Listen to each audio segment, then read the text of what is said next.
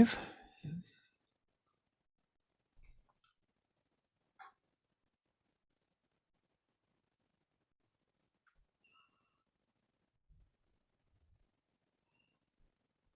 Live from the Plutopia News Network, this is the Plutopia Happy Hour. Our guest this evening is Dr. Thomas Suh.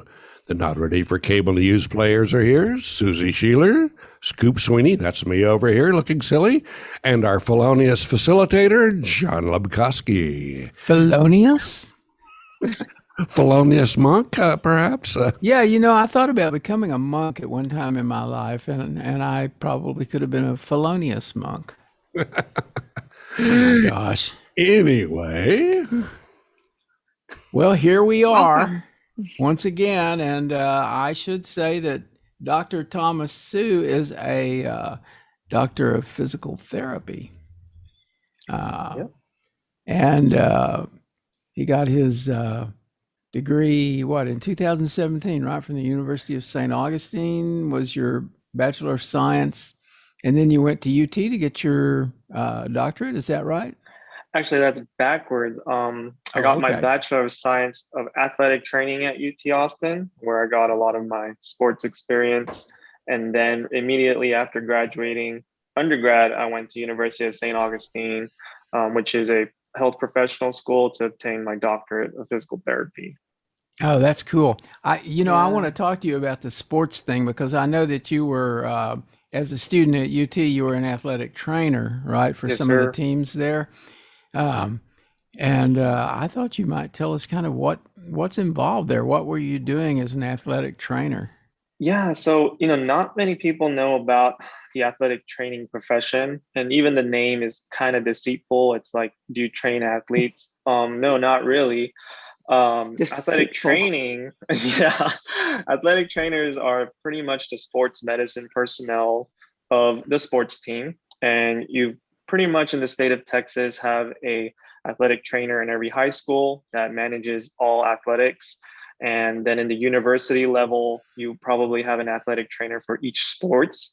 And then kind of in the pro level, you have two, depending on which sports you are with, there's a bunch of athletic trainers. So the athletic trainers are a profession that works hand to hand with the team physician, the strength and conditioning coach, and with the players. And usually they're the first line of contact whenever an athlete has any issue. It could be from a stomach ache to just having, social issue to whatever. It's the athletic trainer's job. Do I refer this to the appropriate profession in our team, or can I take on this role? So at UT Austin, I think, at the athletic training program of University of Texas at Austin, I think is one of the most prestigious athletic training programs, because also UT Athletics is such a behemoth in like the sports world. And they are. They only accept about 13 to 15 students for that major. So, in like a biology major, you'd have thousands, right? And, engineering, whatever. But for the athletic training program, you have about 75 people who come to the first day of orientation, and then 50 people are really interested, and only about 30 people actually end up applying to the program, and they only select about 13 to 15. Cool. Wow. That's really kind of amazing. Why do you lose people along the way before they're selected? Because just because of the commitment, the time commitment, and at the orientation, some of these people who are first interested might, when they come and hear about actually what the program will be about, long hours with the team, having to study on top of being present at the practices and games, it's just not the kind of college lifestyle that they want. So as your freshman year, commitment. Right, it's a huge commitment, because basically you're becoming a part of the team. So generally your freshman year is your application year, and then if you get accepted, your sophomore year, your major would change from whatever it was, exercise science, to athletic training. And then sophomore, junior, and senior year of college, your completing the athletic training program. So Wow. you're kind of like a physical therapist for athletes, right? In that training role. Right. That's exactly kind of how it would be. But I would even go further to say that, you would do more than what a traditional physical therapist that you would see at your outpatient orthopedics does, because like I said, the athletic trainer is the first line of contact. So anything from first aid to, dispensing medication that the team physician allows. So, some athletes come with poison ivy the next day because they went hiking at Barton Creek, or, I remember one athlete had a glass and like a glass stuck on her heel, like a very small little glass. That would be appropriate to refer to the team physician so he can, take it out. But you're the first line of contact, and then just Your triage.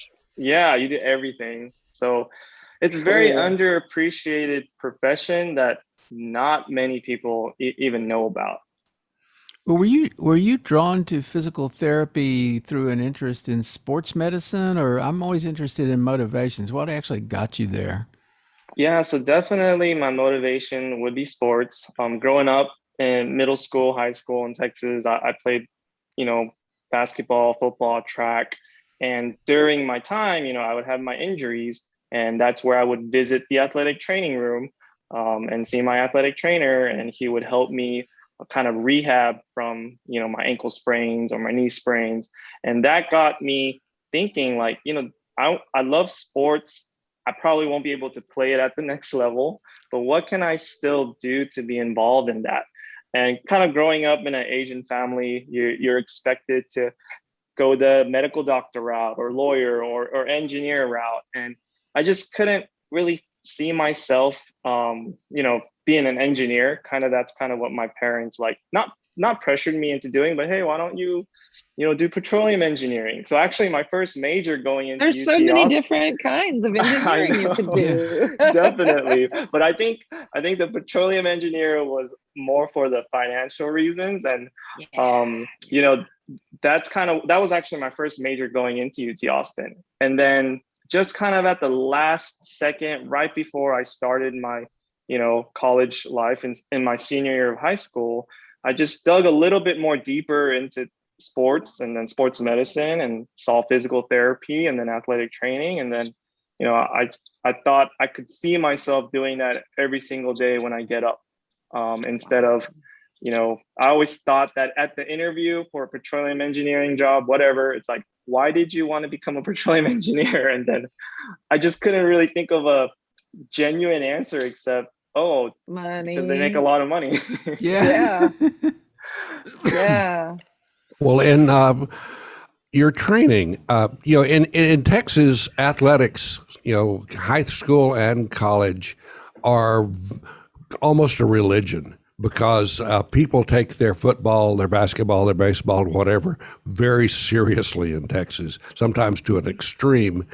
And in your training, did they prepare you for that environment? Because sometimes politics can try to interfere with people doing their job in the field of athletics. Definitely. So, like I said, I was born and raised in Austin, specifically Pflugerville. So, at the time, Pflugerville was just grass and cows, but still very religious to, football, basketball, track, baseball. And my main sport was football. So I'm the only Asian guy in my team. Everybody else is bigger, stronger. But the one thing that I had was speed. And that's how I was able to keep up with the different, more superiorly genetic, a teammate of mine. And through my experience playing football, my coach, they were very strict, disciplined you when you did something wrong. And that training, I think, really did prepare me for the next level, which was UT athletics, working with the UT football team. I kind of knew the expectations going in, what kind of professionalism that I had to bring to the table, because I was able to experience that kind of dynamic in the high school football setting. Did you play football all the way through high school? Yes. Yeah, that was the one sport I played all throughout high school.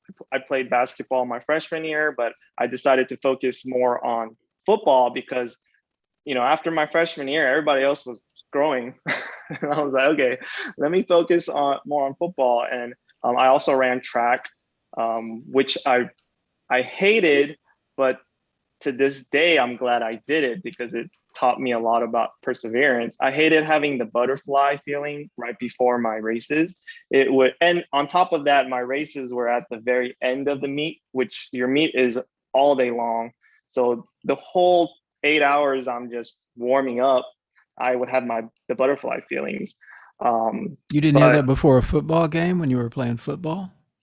but not really, because again, it's a different dynamic. For football, you're kind of in the mindset, right up until kickoff. But then for track and field, it's like you ride with the team bus 7 a.m., get to your destination at 8 a.m., and literally from 8 a.m. to 6 p.m., you're just sitting and waiting or warming up.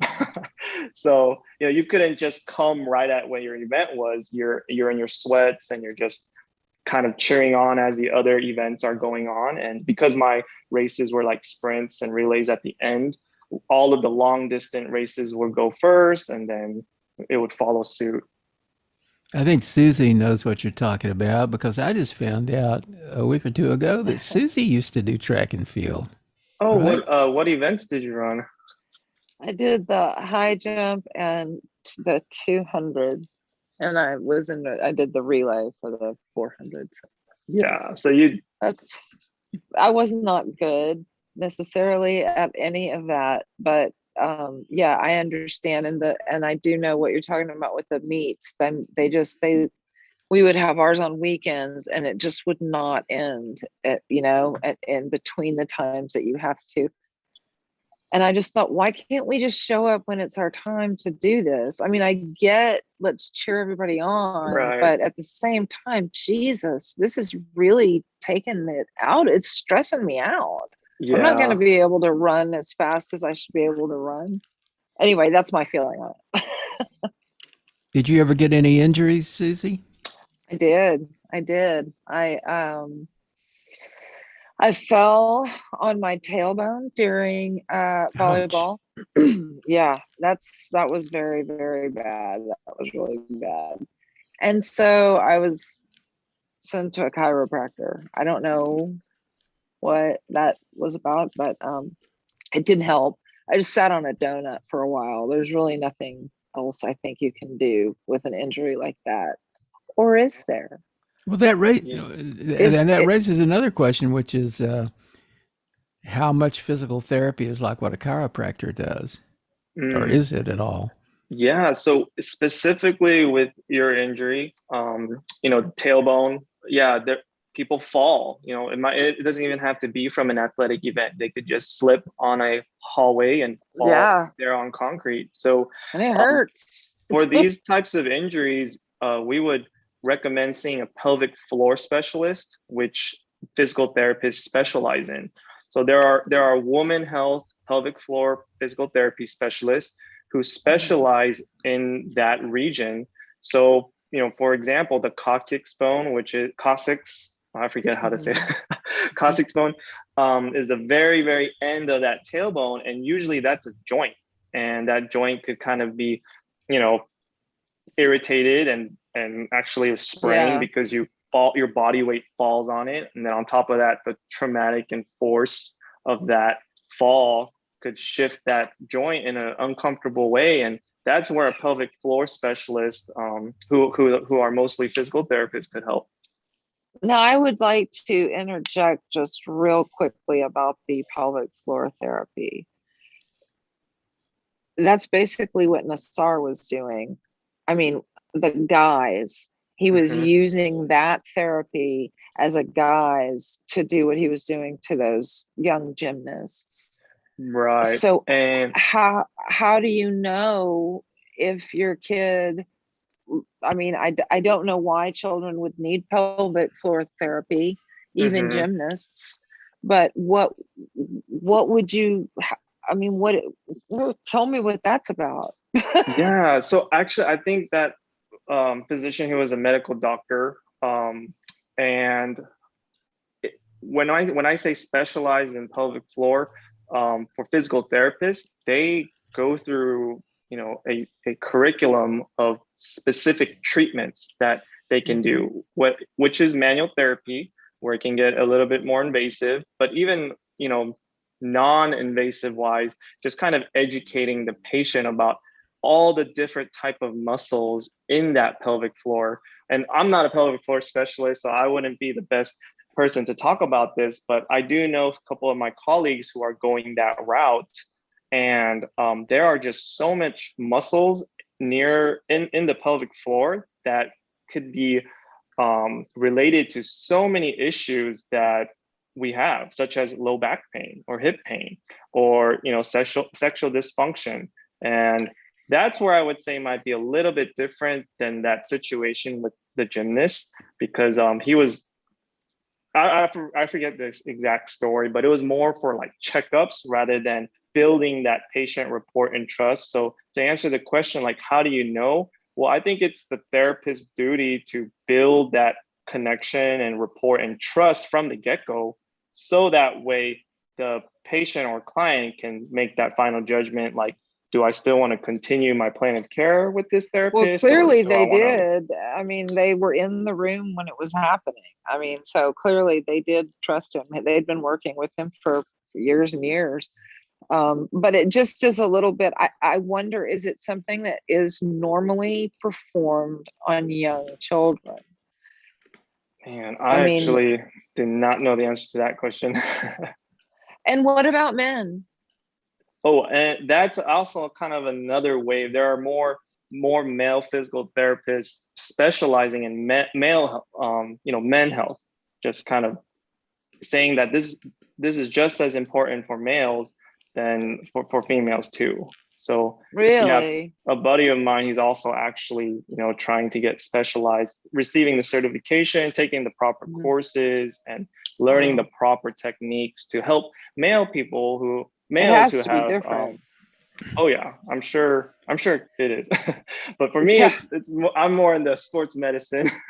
Yeah. So well, actually, that kind of brings up an interesting point for me, because Thomas, the way he and I met, he's been guiding me through a physical therapy regimen. And Thomas, I've been to physical therapy multiple times, and with you is the first time I've been with a male physical therapist. Wow, all mine have been male. And I think it was a good match, because I mean, the guy who referred me to you was an orthopedic specialist who focuses on sports medicine. And I think the injury that I had was kind of like something that happens to athletes sometimes. I'm not sure why it happened to me, because I wasn't running, or, I wouldn't. The only thing I could think of was that I was trying to sit in the lotus position and meditate, and that I might have stretched it that way. But it was, and we did say we would talk about this a little bit tonight, that I had this like groin injury, and the way that you've approached that is to give me a set of exercises.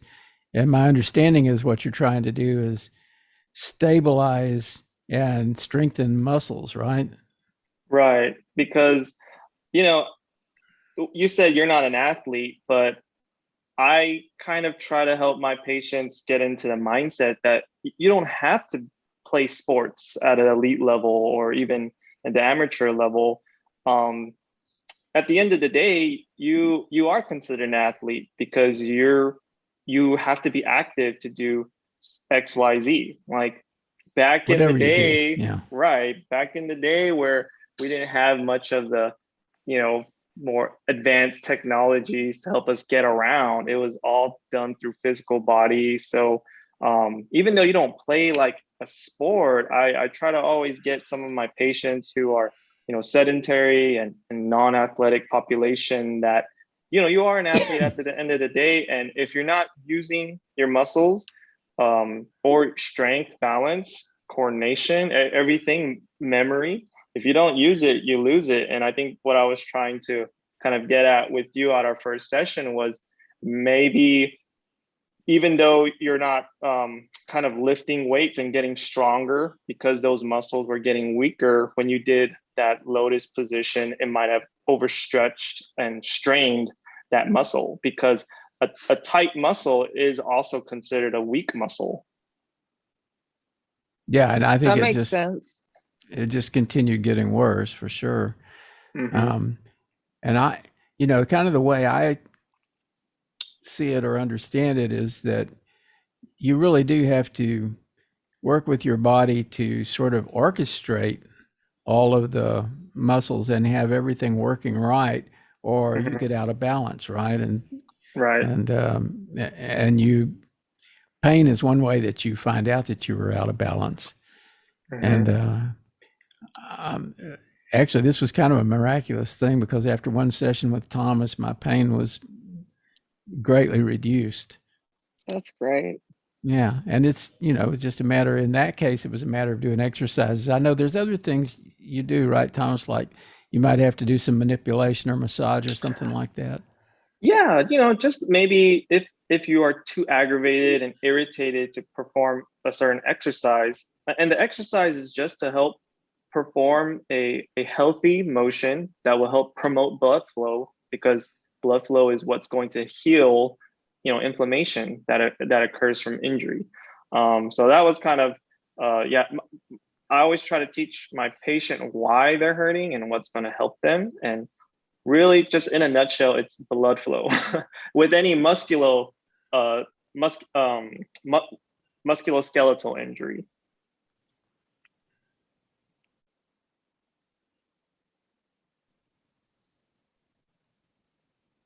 Okay. Oh, Susie, I thought you were going to say some more.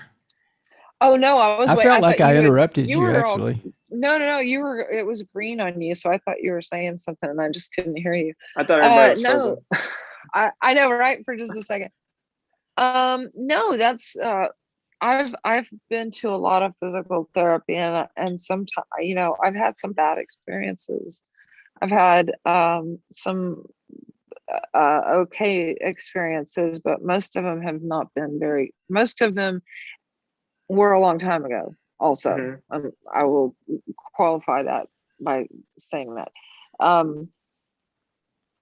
Almost every time I would go in, I would get hooked up to a TENS machine and left alone for 25 minutes or so, and they would come in and then they would say, okay, go home, and they would hand me a piece of paper and say, do these Mm-hmm. stretches. That happened all the time. And then there was one guy who actually put me in a device that would stretch my neck Mm-hmm. out, and it was a medical device. And then we found out, maybe, I don't know, 10 years later, that my bones are essentially disintegrating, and Mm-hmm. I've got major arthritis, and no amount of physical therapy was going to help that, because the bone was literally eroding. Mm-hmm. And I don't understand. I guess I don't understand. I don't fault any physical therapist for this. I just don't know why I was sent to physical therapy for something like that. I mean, they just didn't even they must not have even done an x-ray, It just sort of, and this has happened to me multiple times. I think it's just very odd. I think doctors want to sign off that they've tried this first Mm-hmm. before they prescribe or give a referral or anything like that. But I know a friend of mine who became a physical therapist, and I saw what he had to learn, Mm-hmm. and it was very intense. It was Right. incredibly intense.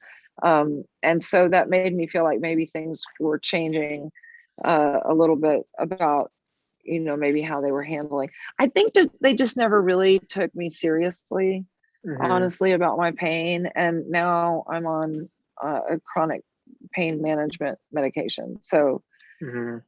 It was just, but I don't blame, it was the doctors, except for this TENS machine thing. I never really got that. What was a TENS machine? What was it like? You can buy them. You can buy them now at Walgreens. They're those little things that look like heart, where they monitor your heart and they Mhm. jolt your muscle like that. You've Ah, never used one of those? Oh my God. is it It's the like an weirdest electric feeling. shock? Yeah. It It's bunches very your, low level electric. Yeah, my wife yeah, has MS, and one of her doctors prescribed that, which pretty much did nothing. But exactly. but if I can change back to sports medicine, in the last couple of weeks, concussions and full contact football for young children has been really discussed by a number of people, and there's a movement to stop full contact football for people that are too young. Because I was Like under 16 or something, I think, or no, 14. well, I was a big kid, so I was immediately signed up for full contact football in third grade. I Oh mean, my God. and I had friends that by the sixth grade, they already had knee problems and had multiple concussions. Now, what's the current philosophy on youth football, and especially the impact of concussions, because they have a long-term impact on anyone that's had a concussion? Yeah, I mean, definitely. I think times have changed because I played football like in the 2000s, and at the time we were taught how to tackle properly, but we still used our head for a lot of these tackles. I played strong safety, so a lot of times I would you definitely don't want to spear somebody with the top of your head because you can break your spine.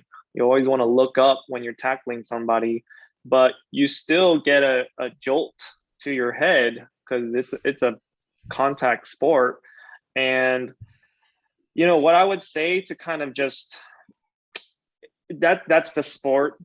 That's kind of what it is. It's like MMA. You're going in to beat the other person up, and the sport of football is a physical sport. And I think that they are finding more and more research on concussion. I have a mentor. She is a vestibular physical therapy specialist, so vestibular specialist. So she specializes in the vestibular system, which is very, very involved with the brain and the inner ear and concussions. So she sees a lot of, patients who have vestibular issues, but also, athletes who are concussed. So not even in the sport of football, but like in soccer, and I think more prevalent in females when they go for headings. The force of the ball can cause that shake in the brain, and it is hard. I think there's more research trying to show that you should wear proper, more cushion type of. When you watch some people play soccer, they do wear soft padding. Some people don't wear it because just fashion wise, it doesn't look as appealing. But even when I was working with a youth football team not too long ago, they had devices in their helmet that could kind of measure impact and kind of help the coaches and the team get data like, oh, look at this helmet. It had a lot of, a lot of hits. Maybe we should just make sure that this kid is doing okay. So taking a very preventative measure and trying to be proactive about it than reactive about it, I think would be the best route. But I don't really see just because of the nature of the sport, being able to, reduce that to a, non-irrelevant point, especially for the sport of football. Yeah, the point being made recently was not so much to do away with the full contact, but for there's a certain age when you're like in third, fourth, fifth grade, you're still developing, and a concussion Right. at that age is far more impactful than, say, a 16, 17-year-old guy. Or Right. That would be like Pop Warner stuff, right? because we were taught. In my first third grade workout, we were taught block. I was a lineman, big guy, and we were taught butt blocking, which is basically spearing, and they were really into that. It's like if you didn't hit that person in the chest with your helmet, you weren't doing it right, and that went on for years and I had doctors who were actually complaining to the coaches. Our local doctors were saying, "You shouldn't be doing that. That's Yeah. Wow. that's dangerous." But the political nature of high school athletics was a little more important, so the doctors were ignored. But I'm glad to see that they're concentrating more on protecting the players. Yeah, and even such as like, okay, third and fourth graders who are more, prone to being, injured from concussion, maybe they could be more like the parents could be more proactive and have them involved in like flag football, because, at that age, they're still learning the fundamentals. They don't really need to learn, how to make the hardest tackle, just learning the fundamentals by playing something such as flag football. And then as their body matures, but it's hard because as the body matures and their bones become more solidified and they become heavier, those athletes, the young adults, they're still prone to get concussions, because just now you're dealing with people in their 200 pounds, 100 pounds than Pop Warner. For like Pop Warner, because I'm also an athletic trainer, so I do some part-time. Like tomorrow, I'm going to after work cover a flag football event. But when you see Pop Warner kids playing, they just kind of bounce off each other. So in a musculoskeletal standpoint, like bones and muscles tearing and bones breaking, that doesn't really happen in the Pop Warner level. But it's interesting that you mentioned, as far as concussions go, that it affects them more. So I'm gonna have to do a little bit more like research on that, because that's very interesting. When you were working with like the UT football team, did you see very many concussions? Yeah, well, not very many, but when it happens, and if it happens to the important player, it's pretty hard. For example, when I was working with the UT football team, that was Mac Brown's last year, and at that time, David Ash was the starting quarterback, but due to his history of concussions, and at that season, he had to kind of, there had to be a hard call made that, hey, if you keep continuing, it might not be good for your health. So he had to actually, like the starting quarterback at that time, had to step down. Wow. So, and a concussion is such a broad term. Anytime your head violently shakes, it's considered a concussion. So technically, like almost every player out there, when they're getting hit or slammed on the floor, it's like they're having little mini concussions. So I definitely would recommend like watching the movie Concussion.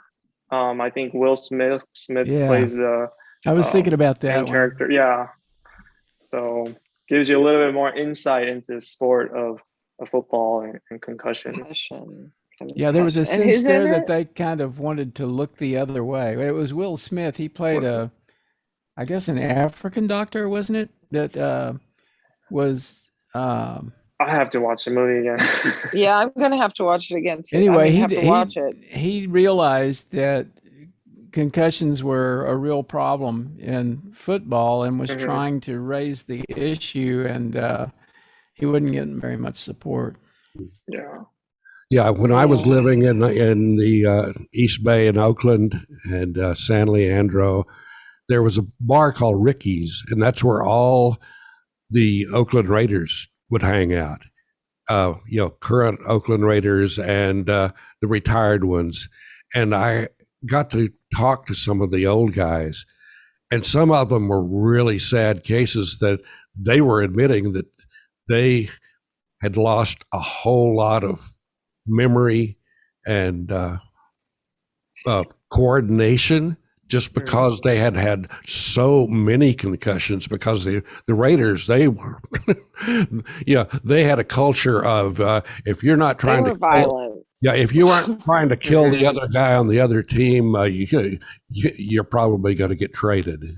Yeah, and I think that's why the players are advocating for more kind of education on concussion, and more, kind of like we want more research on it, and we want more information on it, so we know what we're going to be dealing with when we go into the sport. And ultimately, it is the player's choice. But I also think organizations and schools and universities, they can promote the severity and about the seriousness of concussions. So some of these players who might not have that education can make that educated decisions for themselves. Yeah, I think education would be really important, because all the time I was playing sports as a young man, I never even heard of a concussion until I actually had one. But and they didn't say, be careful, don't hit your head on something. And when I was a kid, I never associated it with football until that guy donated his brain to science. I can't remember his name. Yeah, Aaron Hernandez. There's also a documentary on him about it. It's pretty. That is crazy. Well, I just looked up concussion to remind myself what the story was, and it was that Will Smith played an African doctor, Bennett Omalu, who was a forensic pathologist in Pennsylvania, and he was doing an autopsy on a guy who had died and had been a former football player. And in the autopsy, he discovered evidence of neurotrauma in the guy's brain, and that got him started on what led him to realize that football players were being exposed to severe head trauma, and the NFL was not happy, for him to be revealing this, and there was a bit of controversy there. But I think eventually there were some lawsuits against the NFL by former players, and the NFL finally had to acknowledge kind of what was going on. Yeah, someone back in the 80s. And that circles back to like patient education for me as a physical therapist. Like, what I wish for my clients and patients is just educating them, as it doesn't matter about all these exercises or my manual therapy, the hands-on there. It's about, do you know why you're hurting, and can I help you, and can I help explain why you're hurting? Why doesn't a massage last longer? The feeling you get from a massage, why doesn't that last like for several hours? Why is it like now it's over, too bad? Yeah, I get the question all the time, because that's not the root cause of your ailment. For example, I'm just going to use Mr. John's case. With his groin injury, some of his groin muscles were weakening every day, because if you're not using your muscles, if you're not stressing your muscles at a healthy, point throughout your life, it's atrophying, which is kind of the medical term for muscle wasting. And as they get smaller, they're getting shorter. So when he does a strenuous motion that he used to do months ago or years ago, your body is not, that muscle is not able to elongate at that length anymore. So there's going to be a micro tear or sometimes a macro tear. But for massages, it kind of tricks, it helps promote blood flow, right? That's kind of what it's supposed to do. So it's supposed to help the healing factor, but it also just kind of makes your body feel good by producing certain receptors that travel to the spinal cord and up to the brain, which tells the brain, oh, that feels good. But that does wear off, and the root cause isn't still addressed. So it's like a boat, and there's a hole and the water's filling up. But what I kind of tell my patients who get too dependent on the manual therapy is that, if we only do this manual therapy, all we're doing is just pouring water out of the boat and not plugging that hole. And until my patients understand that concept, okay, so I understand that I have to strengthen my muscles, which doesn't happen overnight. It takes weeks for your muscles to grow, because there's, so much factors that come into play, like nutrition. You got to be making sure you have adequate protein intake so your body can use that protein and create muscle. And eventually over time, that shortened muscle that Mr. John had grows. And as it grows bigger and stronger, it is getting longer. And so when he does the lotus position again, maybe it won't overstretch like it did prior. Yeah, I've been doing the exercises. You'll be proud of me. I'm doing them regularly. And, one thing is that they create soreness too, but it's a soreness that feels right. I mean, it's just the soreness that you get from exercising. And the problem that I originally presented with has faded quite a bit with exercise. And I assume that the more I exercise, the less soreness I'll have from exercise too. Right, because your body adapts, and the soreness. What the reason why you're sore is because every time you stress the muscle in a healthy way, it does cause micro tears. But what your body is doing is it's repairing those micro tears bigger and stronger. And when your soreness goes away, that kind of tells you, okay, like I'm ready to go hit the weights again. So it's not like a linear graph that just keeps going up. It's like goes up, down, up, down, up, down. And some patients, they just never had a relationship with soreness because they never, worked out in their life. So it's a little bit harder for them to be motivated, because sometimes the soreness is bad. It's like, ooh, I'm like really sore. I can't even walk today sore. So I feel like I'm making it worse. So then they kind of stop, after one, incident, and then they don't progress, and then they just kind of keep going down. They never come back, or they just keep wanting to get the massages.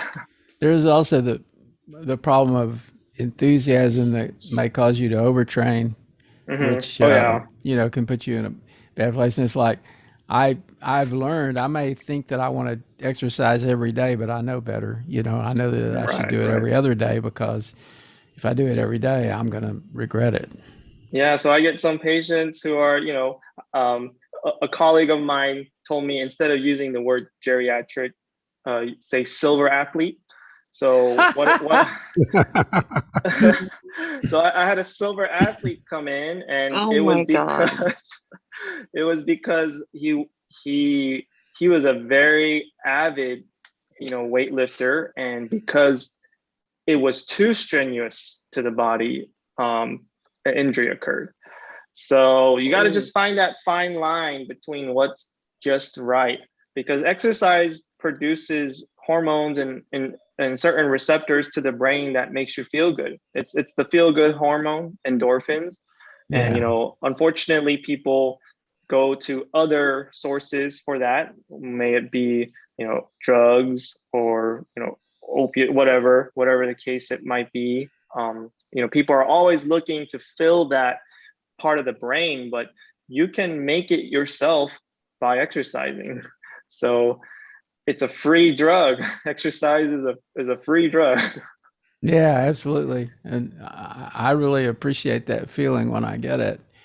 And I have been, experiencing that. It's true that I had got to, we were somewhat active, but it was mostly just walking.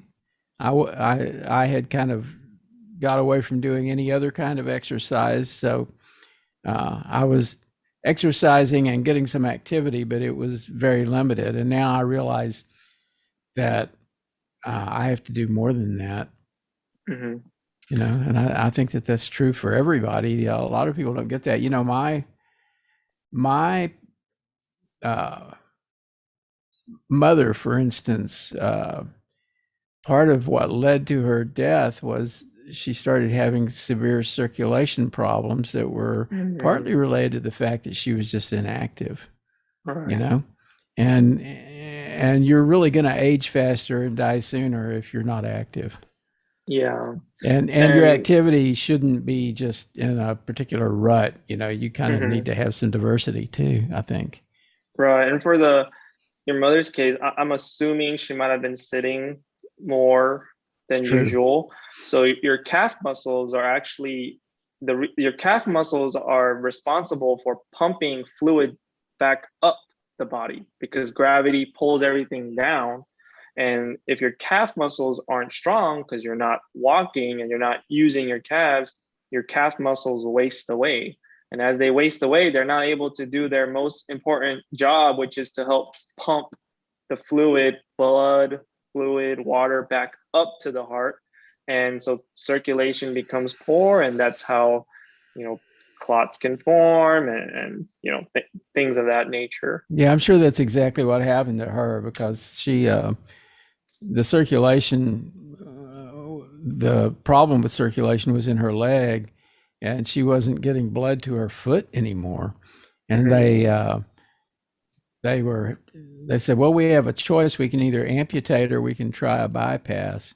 Oh And no, yeah. they did attempt the bypass, but she got, you know, she just got progressively sicker and died. But I think that she would have lived, you know, at least another decade past where she Mhm. was if she had just been more active.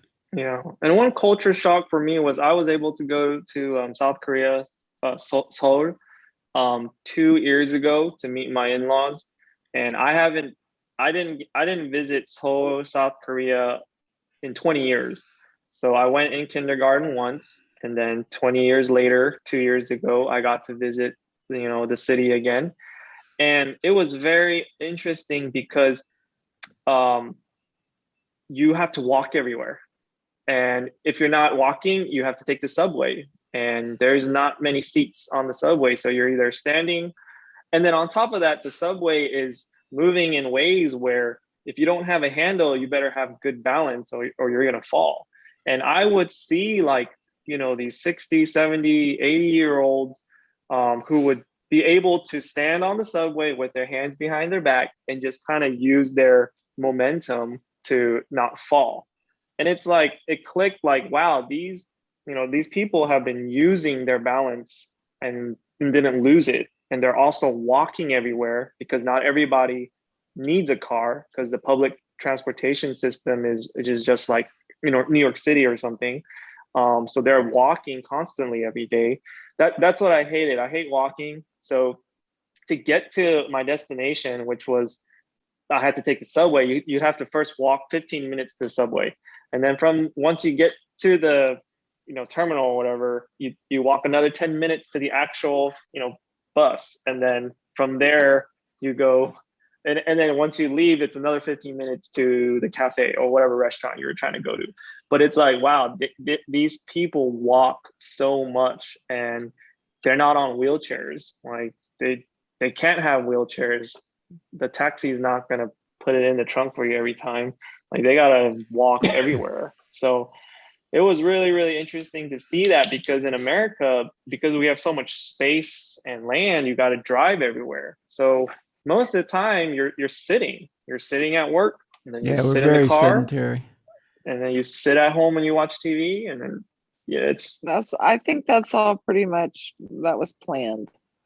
That was oh 100% It planned. was a conspiracy.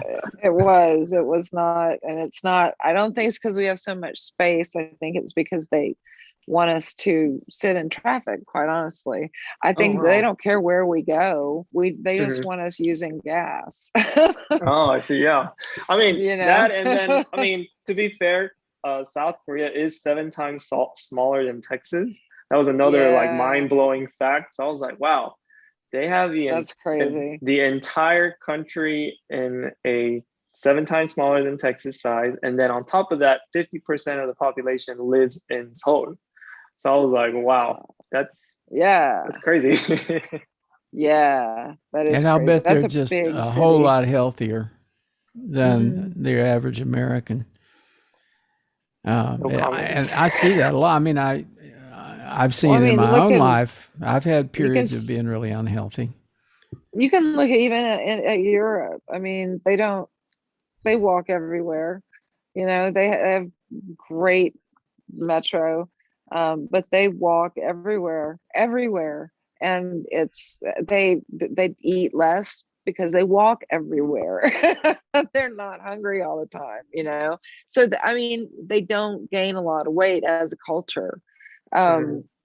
I can't really speak for Italians because I was in Florence, but there was no public transportation there. I think it all is really key on that factor, is being able to get somewhere without a car, because we can't walk in this heat, you know, but we could walk, 5 minutes to the bus stop, but we can't walk to work. So I think we should definitely have some public transportation everywhere. Yeah, public transportation is the enemy of the automobile industry and the oil industry, because Exactly.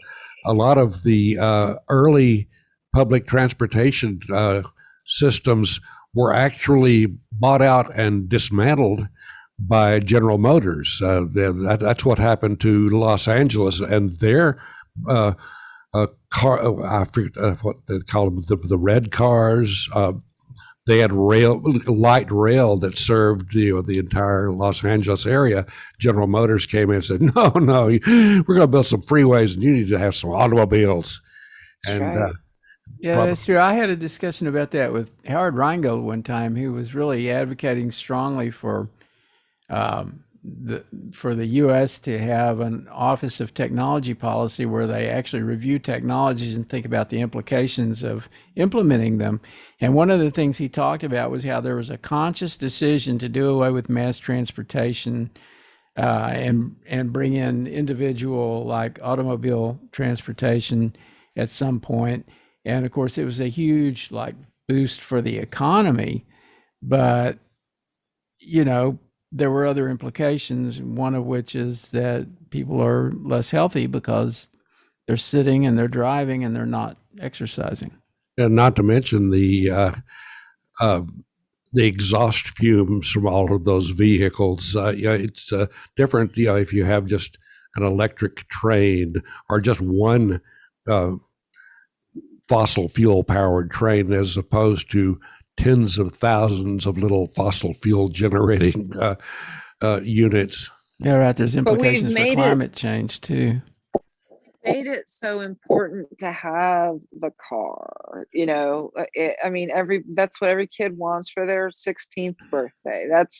I bought my dream car with my first check or whatever. It's always about having your own car, and I've never been a car person, so I don't really get that, but it's some sort of very American thing. Yeah, well, they give you a car when you're a kid, and you have a car for the rest of your life. I guess that's kind of what happened to me. I know, but I didn't if get one. we advocate strongly to do away with cars and make people healthier and walk more and all that, we're going to put Thomas out of business. No, because then people will be like hurting themselves trying to exercise. And I guess You'll that, prob- kind of with that, I really hope that what I can do is kind of, be a part of a movement where you don't have to come to physical therapy when you're hurt, like a reactive approach. Like just like how you go see the dentist once a year, you can maybe come to physical therapy once a year just to keep getting evaluated, checked up. Oh, this muscle looks like it's lacking. So why don't you work That's a on good that for the next idea. year? It's a Yeah, great something, idea. not That's just like one time a year. And if you do that have could an be like actual, preventative and all kinds of yeah, shit. That's a great idea. We know they And have personal trainers in gyms, and if personal trainers had more like physical therapy training, they could be not just taking people through a set of exercises, but also evaluating them to some extent and really finding the right balance of exercises to correct whatever problems might exist. Yeah, I think that would work well because a lot of those personal trainers really are wanting to build you up into a muscle man, be the next Arnold Schwarzenegger or something instead of being the next healthy person. right. And I think like if gyms stick around, after COVID, it would be so cool to see like, Gold Gym hiring one full-time PT just to kind of, monitor their clients and members. And if someone does get hurt, well, maybe instead of going to a PT clinic, you can just go to Gold's Gym and work with your PT there. So, See, now this is how you're going to make your $1 million. You're Yeah, I going to was just create a thinking, chain of gyms that have physical therapists on board. or I'd you much get rather on find board that. with, like, you get on with you make this into something that everybody wants to have, every pain management clinic in the world wants to have, or any preventative medicine, people want to have. But I bet pain clinics would be all over this kind of Oh, that is Yeah. kind of interesting. I bet that there's not much. So people who do pain management don't necessarily understand physical therapy, right? So No, they don't know anything about anything. and they They should. don't. They really should. By the way, we're Yeah, down but to I our think that last. would be cool. We're down to our last 3 minutes. Well, Joni has got a lot to say, so let's try to The cover dog. that up. So Thomas, do you have parting words for us before we shut down? I guess, there's nothing wrong with becoming a little stronger. So each day, if you can do something to help promote your health and your fitness activity, then you would never need to come to physical therapy. But, like I said earlier, I do want to help kind of create this movement where just like you would see your primary care physician once a year, or your dentist once a year, or whoever once a year, like just maybe seeing a physical therapy once a year might be a good habit to start forming for your children, yourself, your parents, so that you will be always proactive rather than reactive. You know, need one to other get thing on I thought of is somebody's the importance of core wellness plans. exercises. You've had me doing those core exercises, and those are really, I always feel so much better when I'm working on my core. Yeah, we I'm got to sorry, get that Susie, six did I pack back. interrupt you? No. Metaphorically speaking, the core is important also. Yes. We have 2 more minutes. Well, Any last minute questions you guys have for me? I was trying to think. You never really told me what you thought where you thought my problem was. Was it the adductors You know what? or just groin strain? what's I'm an gonna adductor? Adductors, they're like the inner thigh muscles. Okay, because this might be a crossword question. So how do you spell A that? Adductors, and it's adductors because you are adding to the body. Abductors, ABDUCTORS, like abduct, you're going away from the body. So Well, now I John, wish we yeah. had more time because I can think of several other things I want to say, but I think we're almost I out got here. more language Well, questions on that. thank you so much for your time. My first Oh, podcast. thank you. It was Thank really you. fun, and Yeah, it's a blast. hopefully one of these days I can come back to talk about more physical therapies stuff. Absolutely. Maybe you We'd could love to have you back. Yeah, Come thank you back for and show us the some stretches. Oh Yeah, yeah. thanks for the concept of the silver athlete. I can call myself that now instead of, I can't wait to of call my old mom. fart. I just wonder if I can get my silver set of 6-pack abs. I'm sure you can. Abduct. Absolutely. All right. And with well, that, we can escape. Thanks, all right. Thomas. Good